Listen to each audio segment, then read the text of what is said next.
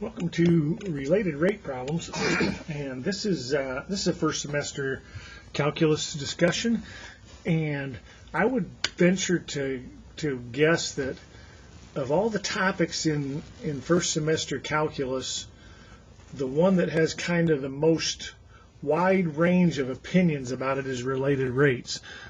Once you get pretty good at these have become puzzly, and a lot of people, you feel a big reward, you feel a big sense of accomplishment getting some of these things done because you have to think along the way.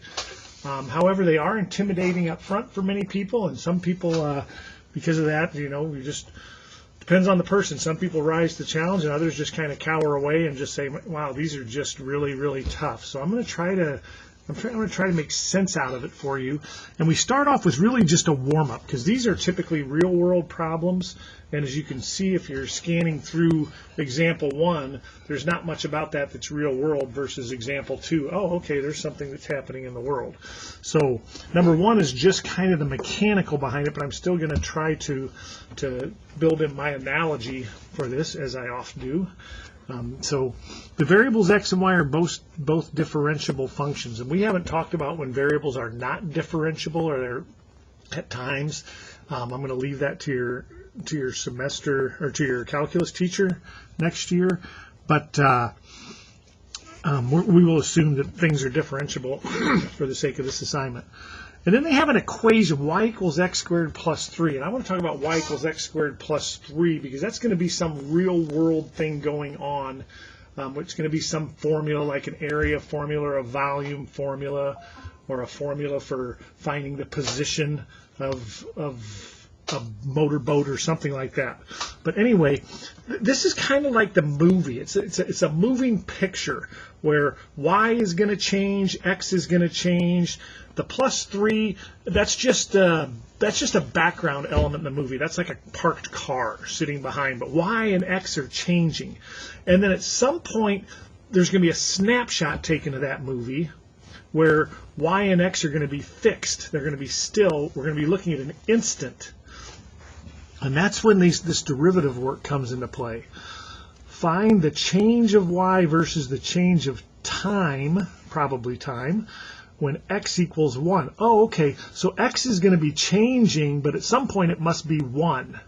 And then we want to find dy dt. So x equals 1 is part of our snapshot. Given that the change of x over the change of time, or dx dt, is 2 when x is 1. Oh, that's part of the snapshot too. X at that instant is changing at a rate of 2. So this is kind of our picture where it's going to be a much more concrete picture when we look at real world examples. So here's my snapshot right here. So my snapshot items are at some point x is 1, and we want to find dy dt at that snapshot, and we also know when x is 1 that dx dt is 2. So in order to find dy dt, it makes sense to me that we would want to take the derivative with respect to t of both sides of this to get dy dt. So the derivative of y is 1, but it's with respect to t, so that is 1 dy dt. The derivative of x squared is 2x, but with respect to t, like I did on this side, I have to add on a dx dt. And the derivative of 3 is 0. Now, and not until now, not until we've taken the derivative, that's when we can put our snapshot values back in. I don't want to put 1 in here. I don't want to, in fact, there's no place to put 2 in for dx dt. There is no dx dt. So the snapshot items can now go in to this formula. So this goes with, once we take the derivative, you can put in the snapshot elements. So dy dt, what we're looking for, equals 2 times x at that instant is 2, and dx dt at that instant is 2, and we get 4. And typically we would attach units to this, like feet per second or hamburgers per day. You know, there'd be some kind of rate words, miles per hour, that go with that. All right, hopefully this, so hopefully you get this feeling for, okay, what's the movie? What do we want to know? What do we always know? Hey, let's take a snapshot. So a pebble is dropped into a calm pond, causing ripples in the form of concentric circles. We don't need a diagram for that. So we've got a circle where the radius is increasing. So we can kind of see that motion happening right now. That's really the movie right there. The radius r of the outer ripple is increasing at a constant of 1 foot per second. The radius is increasing. That's its rate. That's dr dt equals 1. That's not a snapshot. That sounds like that's always happening. But when the radius is 4, there is our snapshot. And when you set these problems up, I actually want you to do that. I want to see that you're recognizing the snapshot. So you'll have a box for them with a little SS. Hey, here's our snapshot. When the radius is 4, at what rate is the area of the water changing? At what rate? That's a derivative. dA dt. That's what we want to know. So, well, I guess we want to talk about the area of the circle. So, area formula, pi r squared. If I want dA dt, then I want to take the derivative of both sides with respect to t. The derivative of a with respect to t is dA dt equals pi is a constant. Pi r squared, derivative of r squared is 2r. So this is 2 pi r, but with respect to t, it's dr dt. And now, excuse me, my snapshot information can go in. I want to find dA dt. 2 times pi, I have a snapshot when r is 4, and we know that all the time dr dt is 1. Not really part of the snapshot. So we get dA dt is 8 pi. Now, what's our unit measure here? We're talking about area. We want the total area, and this is in feet and seconds. So the area is changing feet squared per second. This isn't a length. If it was the radius changing, we'd expect feet per second. And just for the sake of it, I've got 8 pi here, 25.133-ish.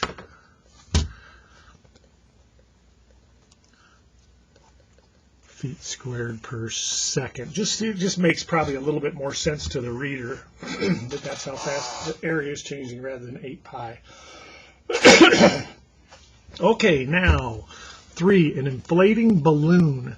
Air is being pumped into a spherical balloon. I want to get a picture of the movie here. That works pretty well for a sphere.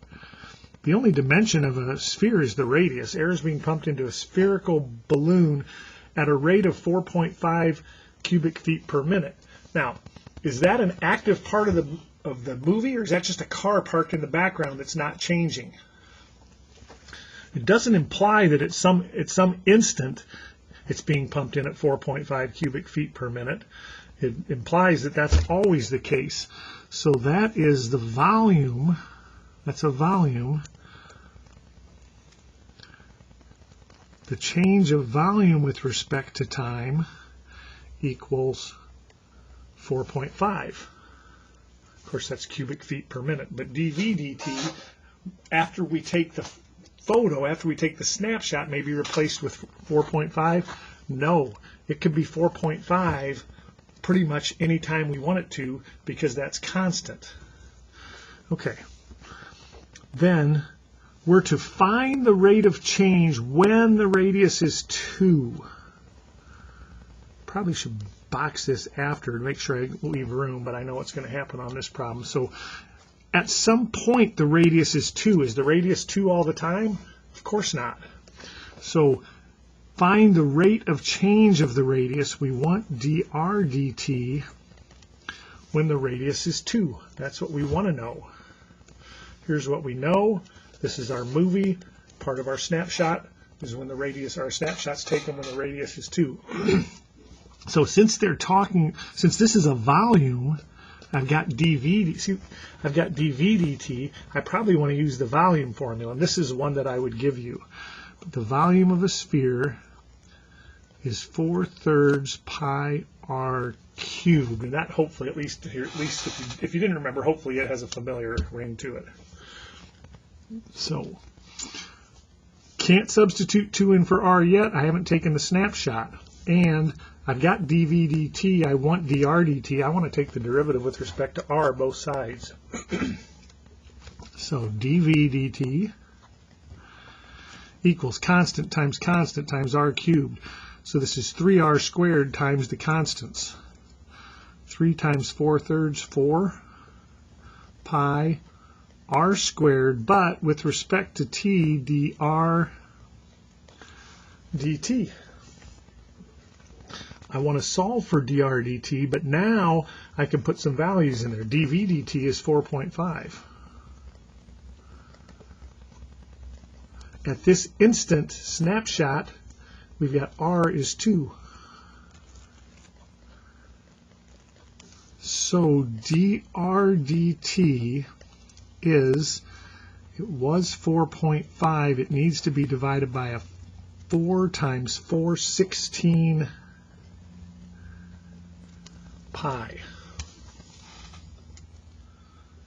And that's truthfully, that's an answer. We could make it 9/32 pi, but probably to have it make sense to the reader, we're going to go 4.5 divided by 16 pi, and we get 0.089, or about 0.09. What's our unit? This is radius, so that's just a length. It's not an area, it's not a volume. And we're dealing in feet, and we're dealing in minutes. So this is feet per minute. And with that, I'm gonna take a quick break here, get my throat cleared, and then we'll come back and look at 2 more examples.